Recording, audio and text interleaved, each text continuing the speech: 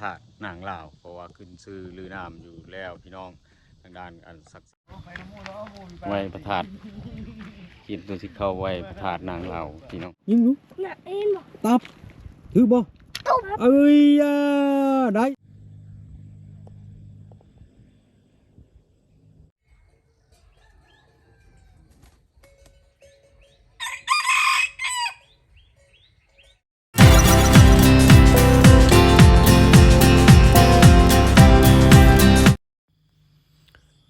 วันนี้พาพี่น้องไป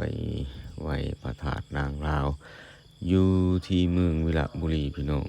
อันตรงไห้ตรงนาของพ่อแม่ประชาชนมันโอ้ยวิวสวยสดงดงามงามดีพี่น้องมีหมอกมีนี่คือยามมื้อเช้านี่นะพี่น้องนะสบายดีพี่น้องวันนี้บ่าวเสงอยู่ที่บ้านธาตุเมืองวิระบุรีอันนี้วิวงามแห่งพี่น้องก็เลยพาพี่น้องมาเที่ยวชมเบิ่งวิวเขตเมืองวิระบุรีคืออันนี้ภูโหโลนพี่น้องภูมีต้นไม้นะพี่น้องนะคือจุดหมายปลายทางของประเทศไปภูหน่อยนั่นพี่น้องไปไว้ธาตุนางลาวเนาะธาตุนางลาวพาพี่น้องไปเพราะว่าธาตุมีวิวงามดีไปพี่น้องจังไรสิพาพี่น้องไปสบายดีเฮ็ดเปลือนะปลาได้ปลาตีเอาบ่หรือยิงเอาใช้ได้จากตัวละ2ตัวแล้ว2ตัวละใช้ปลาเปลือโอ้ปลาคอตีเอานี่ปลาคอกับปลาเปลือนี่เฮ้ยบ่โคยหนายิงแม่ใช้ยิงลูกน่ะเอ็นบ่ตับถือบ่เอ้ยได้เสยโอ้เก่งโอ้เก่งตึมนั่นได้2 เมตรแล้วพอหากินแบบนี้บ่ครับกูมือบ่ให้แบบนี้หน้าตัวบ่อยู่นี่หน้าเฮือนอยู่เฮือนอยู่นี่เก่งนี่เนาะ2ไอ้น้องบ่นี่หมอนี่เป็นอ้ายบ่อีหยังอ่ะนะกระปูโอ้ขอบใจเด้อหมอน้ำยิงแม่นน่ะดิเนาะโอ้ยิงกระปูกระทึกบ่นี่มีเอาบ่กระปูมีเอาเนาะกระปูเนาะอันนี้คือวิถีชีวิตของเด็กน้อยบ้านนอกพี่น้องข้าวตะกี้กับบ่เซ้งกับเบปซี่แล้วพี่น้องไปหายิงปลาตามทุ่งนาโดยเฉพาะยามนี้นะเฮ็ดให้ทำนาไปทำบุญกันต่อพี่น้องบายหลังจากเราเสียงคนเบอร์ลงไปเอาวิวสวยๆงามๆอยู่ตรงนาพ่อแม่ประชาชนก็ขี่รถ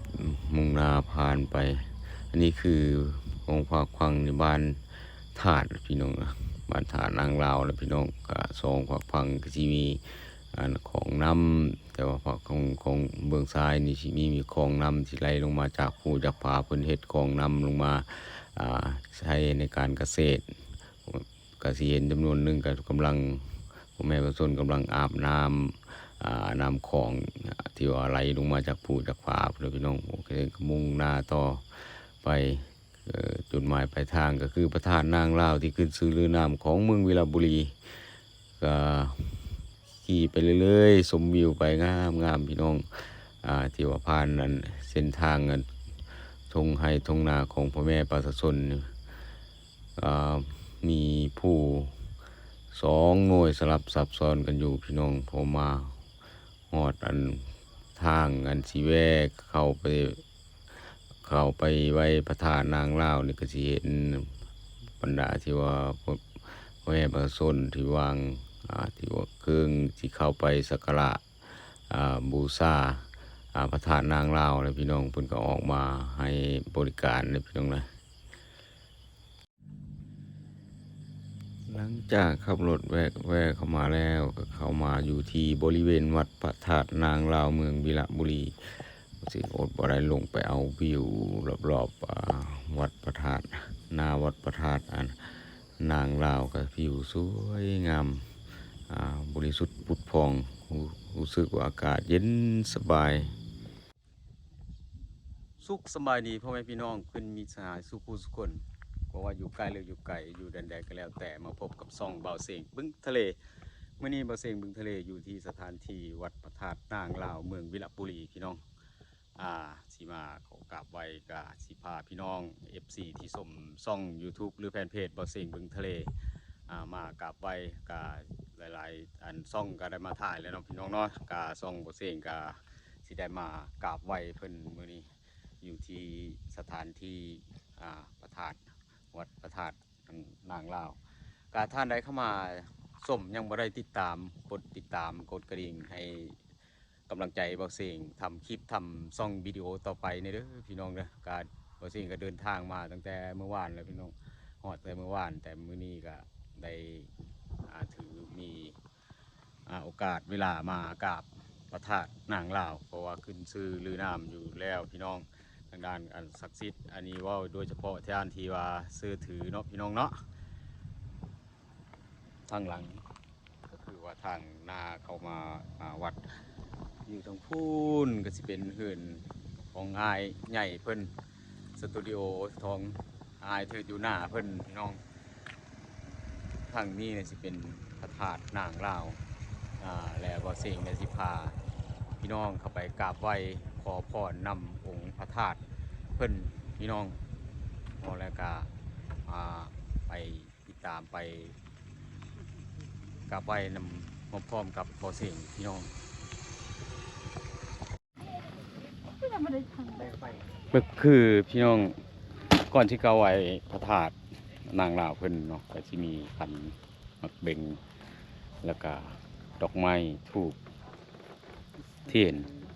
เข้าไปกราบไหว้พระธาตุนางลาว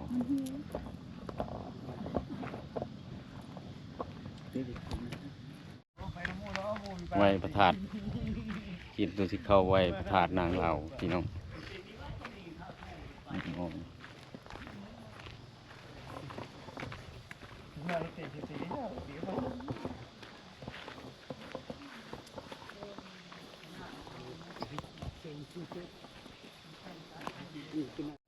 ไปเดียวได้หนึ่งได้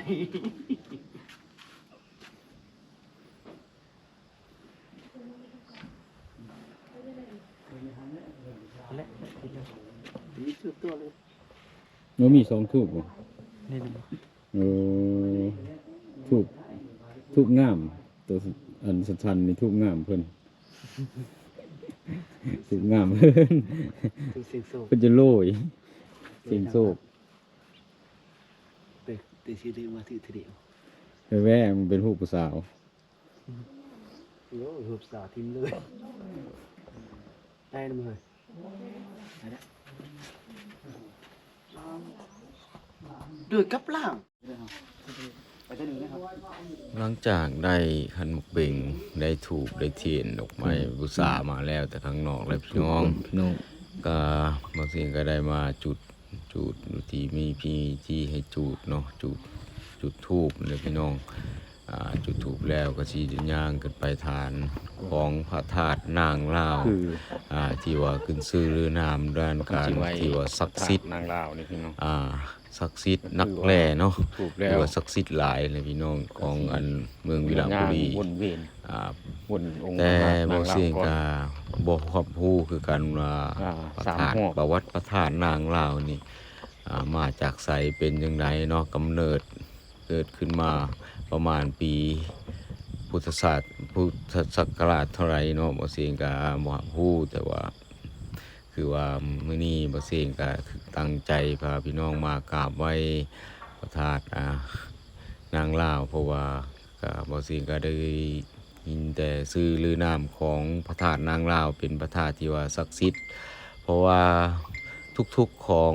เดือน3องค์ใหม่3ค่ำอันนี้หมายถึงว่าเดือนลาวเด้อพี่น้องเด้อตามประเพณีลาวเฮาเดือน3องค์ใหม่3ค่ำแล้วเพิ่นสิจัดบุญประจำปีของพระธาตุนางลาวขึ้นชื่อลือนามนี้เป็นยิ่งใหญ่อลังการเลยพี่น้องประชาชนทุกทั่วทิศสารทิศนี่ได้ไปกราบไหว้พระธาตุนางลาวแห่งนี้เป็นอย่างที่ว่าหลงหลายภายมากเลยพี่น้อง เพิ่นเขียนเป็นภา ว่า ษา สิ ลา มี ว วงดนตรีบ่ ส ศรัทธาประชาชน หมอลงหมอลำบ่ไปเสพไปงั้นนะพี่น้องนะก็ จำนวน เพราะว่าคือบ่เสียงว่าเบื้องต้นเนาะเป็น สถานที่ศักดิ์สิทธิ์บรรดาคนที่ว่าไปขอโชคขอลาภไปบนบันศาลกล่าวบ่ก็สิได้มาตามความมุ่งมา่ปรารถนาเนาะพี่น้องเนาะอันนี้ก็ขึ้นชื่ออยู่น้ำอยู่แล้วถ้าเปรียบเทียบอยู่ทางอยู่ที่ว่าเมืองอันพระลานไส้นี่ก็สิเป็นแถววัดป่าบ้านดอนติวพุ่นใดพี่น้องได้แต่ว่านี่นะเพิ่นก็สิ เคยมาแล้ว กว่าความมันที่ว่าโด่งดังของเพิ่นสิความป่าวันที่ความศักดิ์สิทธิ์ของเพิ่น มาไหว้พระธาตุ นี่ นางลาว ก็บ่ฮู้คือการอันนี้แล้วแต่ท่านที่ว่าศรัทธาเนาะบุคคลที่ศรัทธาก็จะเดินทางมากราบไหว้แต่ว่าบ่เสียงนี่ถามว่าศรัทธาบ่เสียงก็ศรัทธาเนาะเพอบ่เสียงก็สืบถือทางศาสนาพุทธคือกันเนาะพี่น้องเนาะก็เลยพาพี่น้องมาเที่ยวชมมากราบไหว้มาสักการะพระธาตุนางลาวเพราะว่าบ่เสียงได้เดินทางมาเมืองวิระบุรีก็ได้ต้องได้มากราบขอพรนำองค์พระธาตุนางลาว ให้เดินทางตลอดปลอดภัย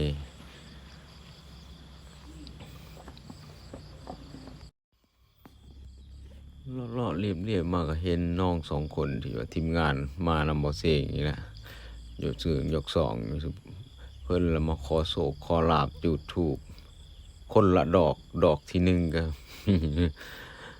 128พี่น้องพอดอกที่สองก็สิออกมา276พี่น้องโศกคนขอโศกขอลาบแต่ว่าการลองมึงเด้อพี่น้องเด้องดนี่แหละพี่น้องก็เพิ่นมาขอโศกขอลาบขอพร นำอันองค์พระธาตุนางลาวนี่นะพี่น้องอันนี้เว้าเฉพาะขอที่เพิ่นอยากร่ำอยากรวยเด้ออยากเสียงโศกวาสนาเด้อพี่น้องเด้อพระเอกน้อย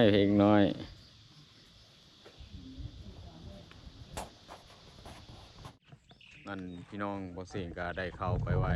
ว่าองค์พระธาตุนางลาวแล้วพี่น้อง ก็คือเป็นสถานที่ศักดิ์สิทธิ์ของเมืองวิระบุรีคือสถานที่แห่งนี้จากตัวเมืองวิระบุรีมาสถานที่พระธาตุนางลาวนี่ก็คือประมาณอยู่อันนี้ประมาณเด้อพี่น้องนะประมาณอยู่